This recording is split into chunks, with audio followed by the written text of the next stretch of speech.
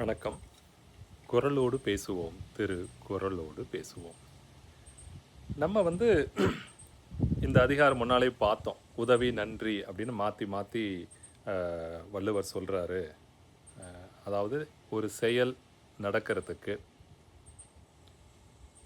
செய்பவர், அந்த செயலால் பயன்பெறுபவர், அந்த சூழல் இதெல்லாம் அமையிறது அரிதான இந்த வையகமும் வானத்தோட ஆற்றலும் தான் அதை நடத்துது அப்படிங்கிற ஒரு முதல் குறளை பார்த்தோம். இப்போ வாழ்க்கையில் நமக்கு நிறைய நேரங்களில் ஒரு சின்ன விஷயம் நடந்திருக்குன்னு வச்சுக்கோங்களேன். எனக்கு ஒரு அப்ளிகேஷன் காலேஜுக்கு கொடுக்க போகிறேன். அவர் அதுக்கு அட்டஸ்டேஷன் போடணும்.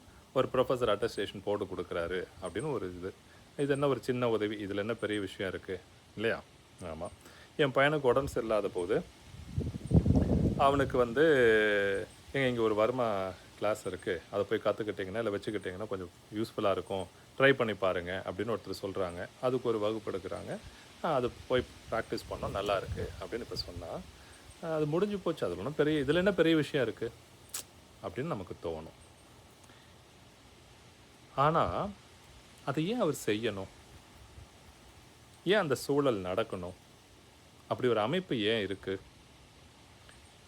எனக்கு ஒரு மாஸ்டர் ப்ரொஃபஸர் காலேஜ் அப்ளிகேஷனுக்கு மார்க் ஷீட்டில் அட்டஸ்டேஷன் போடணும். நம்ம ஊரில் அது உண்டு இல்லையா? இங்கே நோட்ரி வாங்குற மாதிரி யூஎஸில் அந்த நோட்ரைஸ் பண்ணுறது இல்லை அட்டஸ்டேஷன் போடுறதுக்கு அவர் அப்ளிகேஷனை வாங்கிட்டு போய் அட்டஸ்டேஷன் போட்டுட்டு கொடுக்காமல் இருந்திருந்தாலும் இன்றைக்கி நான் இங்கே இல்லை. இப்போ சூழல் சொல்கிறேன்.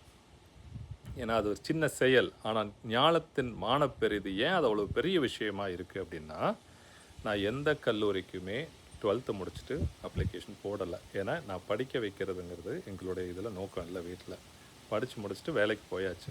ஏதோ ஒரு இதில் ஃப்ரெண்டு கூப்பிட்டு போய் அப்ளிகேஷன் போடுறேன். கடைசி நாள் அப்ளிகேஷன் வாங்குகிறோம். வாங்கிட்டு அங்கேயே அப்ளிகேஷன் ஃபில் பண்ணுறோம்.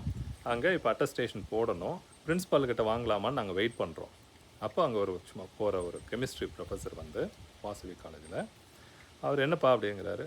இல்லை சார், இந்த மாதிரி அட்டஸ்டேஷன் பிரின்ஸிபால்கிட்ட இந்த கல்லூரிக்கு அப்ளை பண்ணுறீங்க, அவங்ககிட்டயே நீங்கள் வாங்குவீங்களா? சரி கொடுங்க, என்ன மார்க்கு என்னன்னு பார்த்தாரு. மேக்ஸ் டிபார்ட்மெண்ட்டுக்கா? சரி ஓகே, சரி நான் போட்டுறேன் அப்படின்னு அப்ளிகேஷனை வாங்கிக்கிட்டார். நாங்களும் கொடுத்துட்டு வந்தாச்சு. இப்போ அதை வாங்கினவர் மறதி எங்கேயாவது வச்சிருக்கலாம், கையெழுத்து போட்டுட்டு கொடுக்காம போயிருக்கலாம், நாள் முடிஞ்சதுக்கப்புறம் கொடுத்துருக்கலாம், எது வேணாலும் நடந்திருக்கலாம். ஆனால் அவர் பொறுப்பாக அதில் கையெழுத்து போட்டு கொடுத்ததுனால எனக்கு அது ஜாயின் பண்ணுறதுக்கான ஒரு வாய்ப்பு இருந்து அங்கேருந்து என்னோடய கல்வி பயணம் ஆரம்பிச்சது. இல்லை அப்படின்னா 12th முடிச்சுட்டு நான் கட்டாயம் காலேஜில் படிச்சிருக்க மாட்டேன். அப்படி பார்க்கும்போது அதுக்கப்புறம் மேற்படிப்போ அதுக்கப்புறம் வேலை, இது வாய்ப்புகள், இது எல்லாமே அந்த ஒரு நிகழ்வில் அவர் என் கூட ஹெல்ப் பண்ணது என்னோடய ஃப்ரெண்டு எஸ்எஸ்ன்னு சொல்லிட்டு, எஸ்எஸ் செந்தில்னு. அவன் பண்ணதும் பெரிய உதவி. பட் இவர் அறிமுகம் பெருசாக இல்லை, யார் என்னன்னு தெரியாது. அப்போ காலத்தால் செய்யக்கூடிய ஒரு சிறிய உதவி, அது உதவி, ஆனால் நன்றிக்குரியதாக இருக்குன்னு, அதை நன்றி அறிதலோடு இருக்கணும். அப்படிங்கிறதுனால காலத்தினால் செய்த நன்றி அப்படின்னு எழுதுகிறார். உதவி எல்லாமே செய்யக்கூடியவங்களிலிருந்து பார்க்கறது, நன்றி பெறுபவர் எல்லோரும் அந்த உதவி சின்னதாக இருந்தாலும் அது நன்றி உணர்தலோடு புரிந்து அதை அது திருப்பி செலுத்தும் போது, மனசார நினைக்கும் போது தான் அது நம்மளுடைய ஆத்மாவையும் ஆன்மாவையும் நம்மளை சுற்றி இருக்கக்கூடிய ஆற்றல் அது தெளிவடைகிறதையும் உணர முடியும். இப்படி பார்க்கும்போது காலத்தினால் செய்த நன்றி சிறிதெனினும் ஞாலத்தின் மானப்பெறின். ஞாலத்தின் மானப்பெறின் இந்த உலகத்தில் அவ்வளோ பெரிய விஷயமா அது இருக்குது அப்படின்னா உண்மைதான். ஏன்னா இப்போ நான் படிக்காமல் இருந்திருந்தா வாழ்க்கை வேறு மாதிரி இருந்திருக்கலாம். இது என்னுடைய இன்னொரு இது சொன்னேன் இல்லைங்களா, பையனுக்கு உடம்பு சரியில்லை, ஒருத்தர் ஒரு வகுப்பு எடுத்தாங்க, அது போய் இது பண்ணிக்கிட்டோன்னு. இப்போ ஒரு மருந்து எடுத்துக்க வேண்டியது இருக்குது, ஒரு 2-3 வருடம். அதை எடுத்தால் கட்டாயம் சைடு எஃபெக்ட் கேரண்டி.